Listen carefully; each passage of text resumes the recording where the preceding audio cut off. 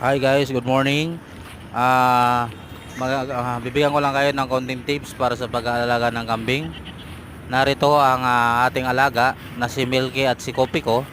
So nagsimula tayo sa pag-aalaga ng kambing sa isang imported na lalaki na gray at saka isang imported na babae. 4 months lang yung lalaki na kinuha natin at 9 months naman ang babae. So malayo ang pinanggalingan. Sa mga balita na matay po ang ating lalaking kambing. So iba talaga pag wala pa tayo masyadong knowledge about sa pag-aalaga ng kambing. So nagtry pa rin tayo para may kasama ang ating isang kambing. Nag-ipon tayo na bumili ulit tayo ng isang black. Ito si Kopi ko. Yan. Medyo ano na siya, matanda na siya sa binili ko, na sa 9 months na rin siya nung binili ko.